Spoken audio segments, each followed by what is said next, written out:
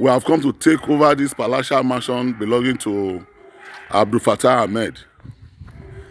Until he pays the money he's owing AMCON and the federal government, by extension, he will not have access to this property any longer. Nigeria must move forward. He was given opportunity to negotiate the payment of this debt, 5 billion naira, but he refused. But the law has to take its course.